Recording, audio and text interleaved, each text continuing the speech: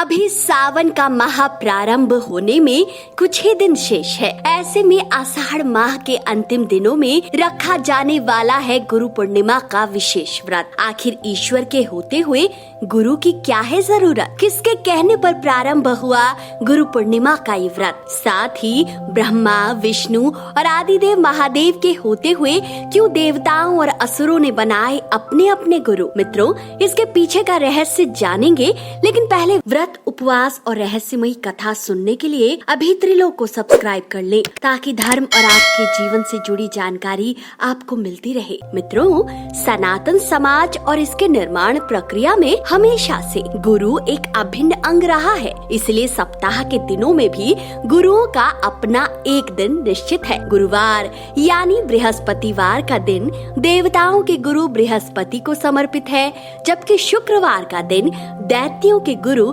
शुक्राचार्य को समर्पित है। यही नहीं, भगवान विष्णु ने धरती पर जब जब अवतार लिए हैं, उन पर गुरु की विशेष कृपा रही है। इसलिए पंचांग में हर साल आने वाली आषाढ़ पूर्णिमा की गुरु पूर्णिमा का बहुत विशेष महत्व होता है। मित्रों, गुरु पूर्णिमा को व्यास पूर्णिमा के नाम से भी जाना जाता है। गुरु शब्द गु और रू से मिलकर बना है। गु का अर्थ अंधकार, अज्ञान से है, जबकि रू का अर्थ दूर करना या हटाना है।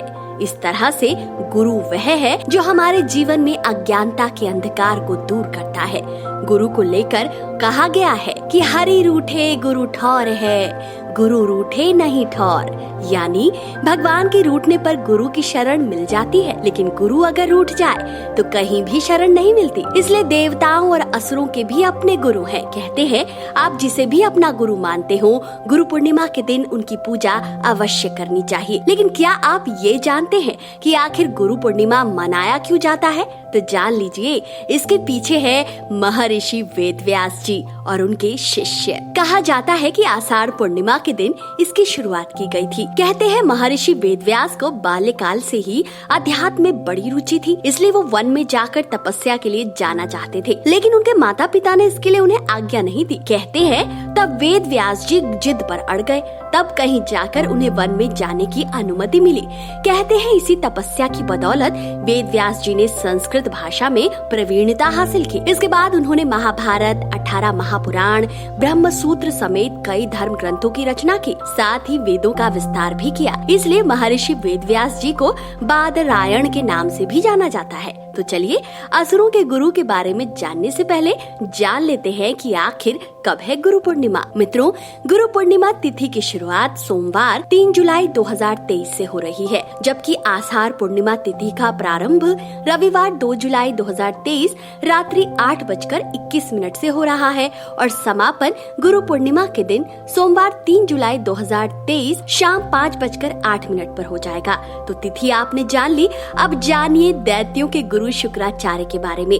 आखिर गुरु शुक्राचार्य कैसे बने दैत्यों, दानवों एवं राक्षसों के आचार्य? शास्त्रों के अनुसार शुक्राचार्य महर्षि भृगु के पुत्र थे। महर्षि भृगु की पहली पत्नी का नाम ख्याति था। ख्याति से भृगु को 2 पुत्र, दाता और विधाता, और एक बेटी थी। वहीं भृगु के अन्य 2 पुत्रों में उष्णा और चयवन थे। माना जाता है कि उष्णा ही आगे चलकर शुक्राचार्य कहलाए। पहली कथा के अनुसार शुक्राचार्य का जन्म क्योंकि शुक्रवार को हुआ था, इसीलिए महर्षि भृगु ने अपने इस पुत्र का नाम शुक्र रखा। जब शुक्र थोड़े से बड़े हुए तो उनके पिता ने उन्हें ब्रह्म ऋषि अंगिरस के पास शिक्षा के लिए भेज दिया। ब्रह्मा के मानस पुत्रों में सर्वश्रेष्ठ अंगिरस के पुत्र थे बृहस्पति, जो बाद में देवों के गुरु बने। कथा अनुसार शुक्राचार्य और बृहस्पति दोनों साथ पढ़ते थे, लेकिन पढ़ने में शुक्राचार्य की बुद्धि बृहस्पति की तुलना में कुशाग्र थी। लेकिन अंगिरस ऋषि गुरु कर्तव्य से विमुख होकर केवल अपने पुत्र को अच्छी शिक्षा देते, जिसके चलते एक दिन शुक्राचार्य ईर्ष्यावश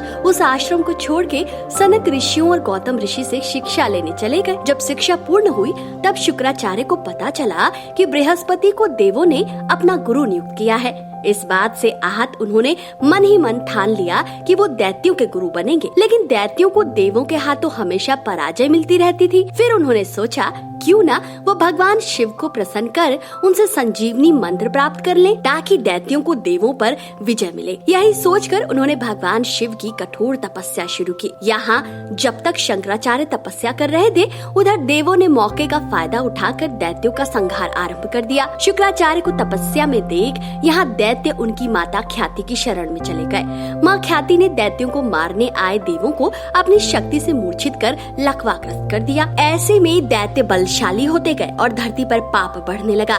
ये देख भगवान विष्णु ने धर्म की स्थापना के लिए शुक्राचार्य की माँ और भृगु ऋषि की पत्नी ख्याति का सुदर्शन चक्र से सर काट दिया। जब इस बात का पता शुक्राचार्य को लगा तो उन्हें भगवान विष्णु पर बड़ा क्रोध आया और उन्होंने उनसे बदला लेने की ठान ली और लग गए भगवान शिव की तपस्या करने। कई सालों की घोर तपस्या के बाद आखिरकार उन्हें आदिदेव महादेव से संजीवनी मंत्र मिला, जिसके बाद उन्होंने अपने शिष्यों के राज्य को पुनः स्थापित कर अपनी माँ का बदला लिया। इधर जब महर्षि भृगु को ये पता चला कि भगवान विष्णु ने उनकी पत्नी का वध किया है, तो उन्होंने भी क्रोध में आकर विष्णु जी को शाप दिया कि उनको बार बार पृथ्वी पर माँ के गर्भ से जन्म लेना होगा और कष्ट भोगना पड़ेगा। कहते हैं तब से ही उन्होंने परशुराम, राम, कृष्ण, बुद्ध रूप में माँ की कोख से ही जन्म लिया। मत्स्य पुराण के अनुसार शुक्राचार्य श्वेत वर्ण और घोड़े के रथ पर सवार रहते हैं। इनका शस्त्र आयुध दंड है। वृष और तुला राशि के स्वामी है।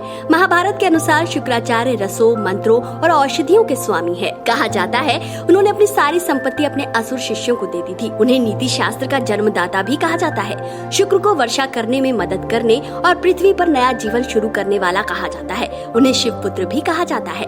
इसे लेकर एक कथा और प्रचलित है। कहते हैं देवताओं ने एक बार शिव जी से शिकायत की कि दैत्य गुरु संजीवनी विद्या से मृत दानवों को जिलाकर हम पर भड़का रहे हैं, कृपया आप हमारा उद्धार कीजिए। कहते हैं भगवान शिव जी क्रोध में आ गए और उन्होंने शुक्राचार्य को पकड़कर निगल लिया। कहते हैं महादेव के ऐसा करते ही राक्षसों की सेना कमजोर हो गई और अंत में देवताओं की विजय हुई।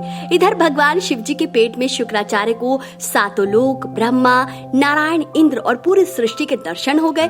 वो पेट में ही 100 सालों तक आदिदेव महादेव के मंत्र का जाप करने लगे। कहते हैं इसी मंत्र के प्रभाव से शुक्राचार्य महादेव के शुक्र रूप में लिंग मार्ग से बाहर निकले, जिसके बाद आदिदेव महादेव ने उन्हें अपना पुत्र स्वीकार किया। तो मित्रों, ये थी गुरु पूर्णिमा विशेष पर दैत्य गुरु शुक्राचार्य के गुरु बनने की कथा। तो मित्रों, अगर आपके भी गुरु हैं तो गुरु पूर्णिमा पर उनका आशीर्वाद लेने अवश्य जाएं। आपको आज का ये वीडियो कैसा लगा कमेंट करके जरूर बताएं। वीडियो अगर पसंद आया है तो इसे जितना हो सके शेयर कीजिए। गुरु बृहस्पति और गुरु शुक्राचार्य की कृपा आप सब पर बनी रहे, इसी कामना के साथ आज के लिए इतना ही।